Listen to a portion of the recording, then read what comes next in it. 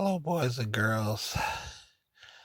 Today's story is about the actor Robin Williams, famously for playing Mork and Mindy in the show Mork and Mindy, should I say. Good Morning Vietnam, The Awakening, so many other fantastic programs, Mrs. Doubtfire, and so forth and whatnot.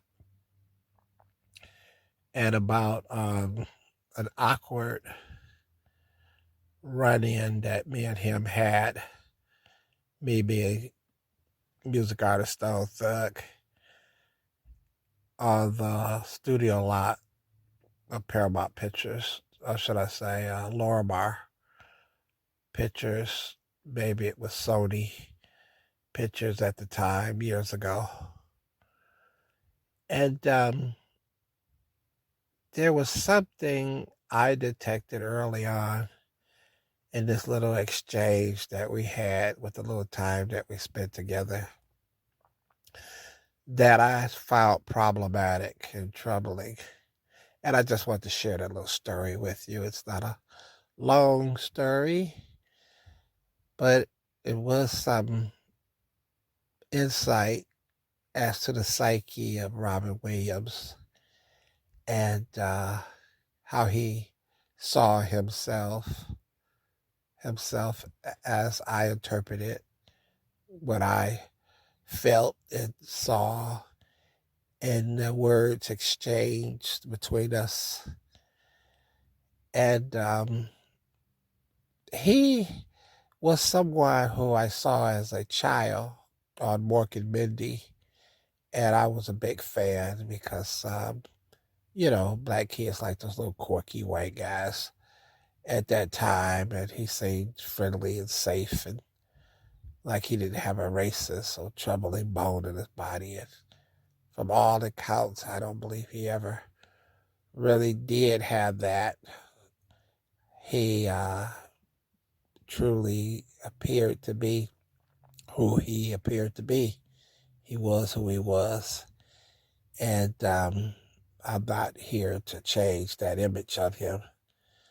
Unlike a lot of other actors in Hollywood, like Jimmy Stewart and John Wayne and Fred on I Love Lucy, and some others who I found to be very different in real life than they were in the personification of their acting screen characters.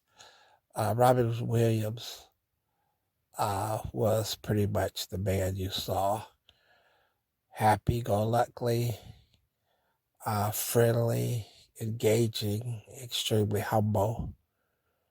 He had issues, and that's what this video is all about. The moment of clarity of the issues that I detected in him in our time together. Basically, I was hanging around a lot, doing what I did at that time.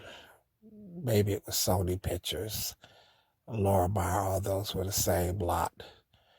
And I had on occasion to speak to the different actors about different things here and there. I was a fan and was glad to be there. Very, very young man I was, and trying to come up.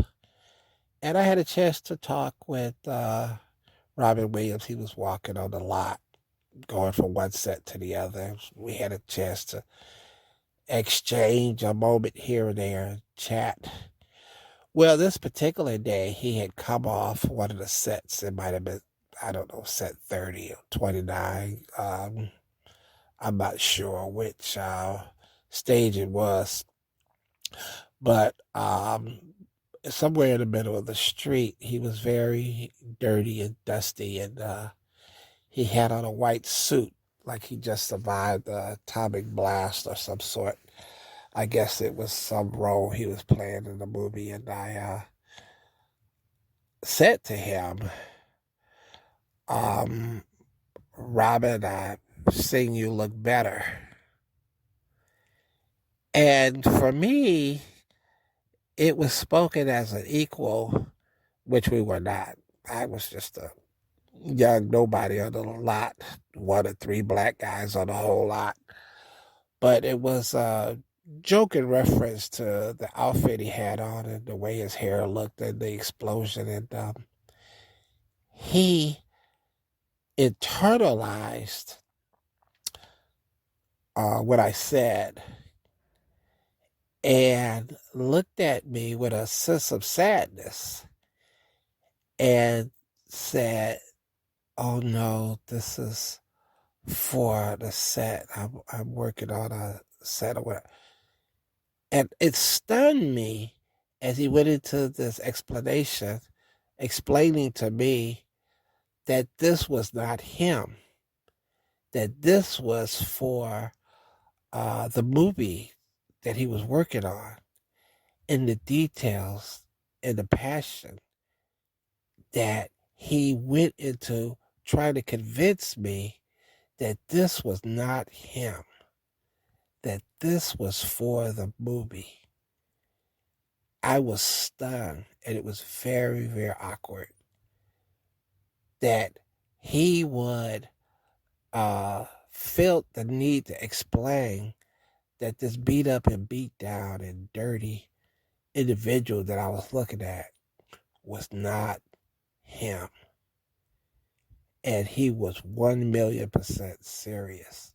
And he explained and explained until I let him know, yeah, I got it. I mean, of course not. You're okay. But the acute and immediate sense of sadness that this man forgot or in that moment felt he had to explain something as though he was really hiding something, or he felt a sense of insecurity on a level that the commoners were not familiar with. And I was stunned by that exchange that we had. And I spent the rest of the time letting him know that he was okay and everything was good and whatever. And I didn't talk to him anymore about that. We did not engage anymore about it, but it was something unseen, something unknowing, but it was way, way more than the obvious. And this acute sense of sadness is how I would identify it, proved to me that there was something else going on in his head. From that day to the day I learned he passed away and the way he passed away and more about his life, it made sense to me in the end. And I just want to say rest in peace. And it just goes to show that it looks like on the surface, a person can have everything twice over: money, fame, name, game, whatever.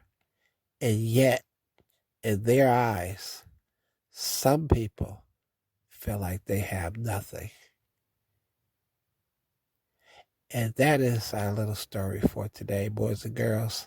This is your boy, music artist, Stone Thug, comedian, and just storyteller. So that's a true story. I hope you get something out of it.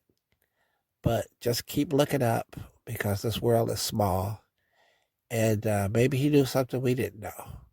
That no matter how big you get, you're really not big at all. But there was something missing. And anyway, rest in peace, Robin. Okie doke. You all have a good one. Peace out. Stone Thug. StoneThug.com. YouTube channel, Stone Thug Music. Thank you for your donations. Thank you for your shares. If you don't give a donation, then thank you for sharing. Thanks so much. Bye-bye.